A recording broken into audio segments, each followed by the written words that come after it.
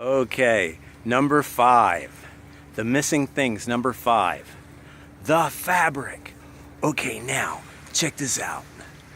Jesus, the Son of God, the one that could heal everybody, town after town, the one that drove all of the mental insanity spirits off of people's minds. Beware of pharmakia. The supernatural one who showed he could beat death and control weather and everything else.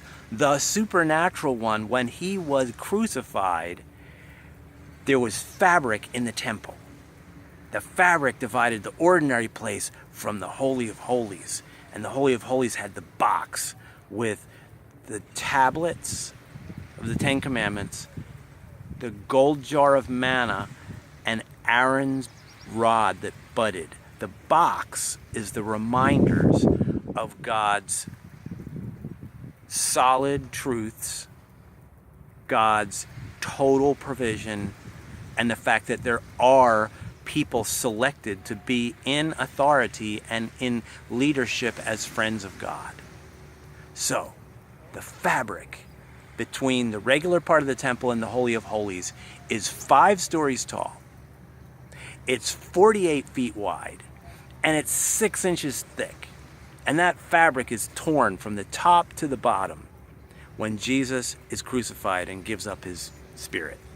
So, number 1, when we come together every day, at least 2 times a day, morning prayer, evening prayer, at least once a day, when we come together, the men put a drape of fabric on their shoulders, which was part of the former covenant.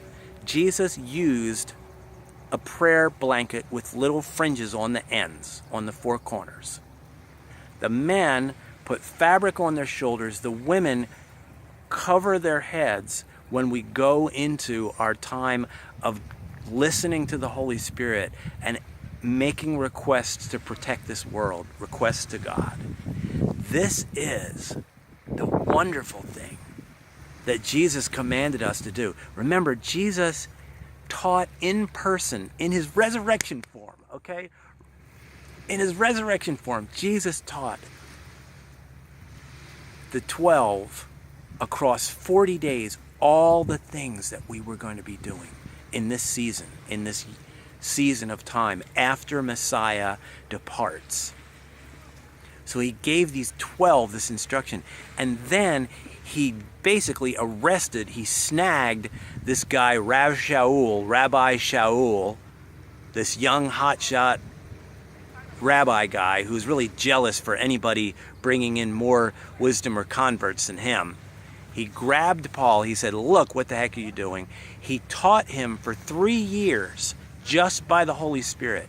And Paul got concerned, and so he went into Jerusalem. He kind of sneaked in to check and see if the things that he was teaching are exactly the same as the things that the 12 had been taught directly by Jesus.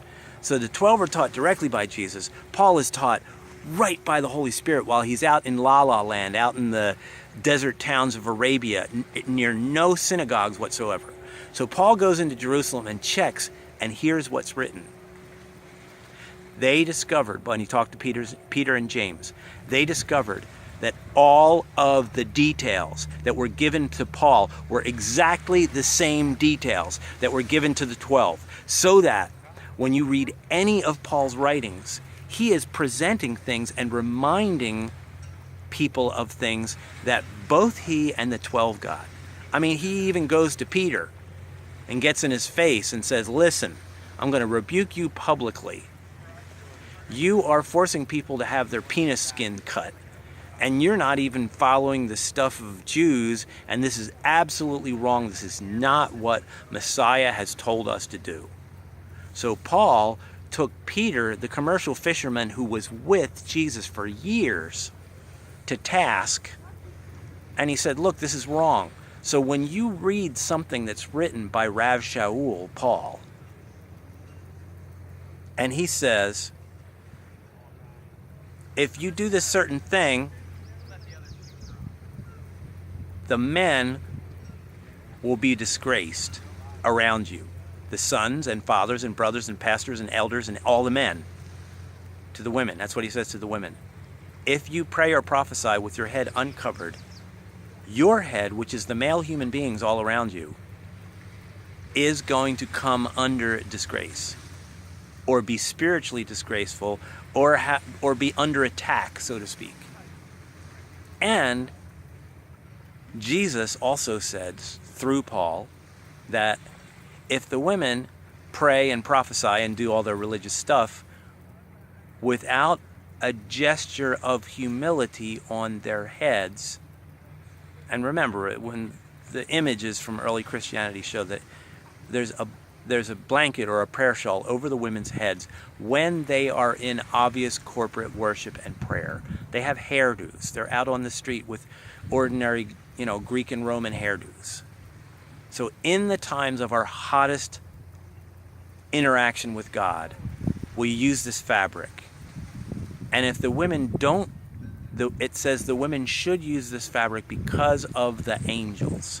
That means that the angels, the spirit beings, are watching what we're doing to find out if we're in obedience to God. And I'll tell you the truth, using the fabric declares out loud to God and the angels, we remember that we don't have to follow all of those rules. We don't have to bring a guilt offering or a sin offering or a wave offering. We don't need to do all these communications towards God. We just use the name of Yeshua, who is God in human form, who sacrificed his life. We use his name, and we use the fabric to remind all visible entities, including the angels in the spirit realm, that we are being obedient, for the men to uncover their heads with no fabric on their heads, but rather on their shoulders, and the women with their heads covered, showing that we remember that the women have been brought forward and all the ordinary people have been brought forward. Nobody was allowed to get into the temple.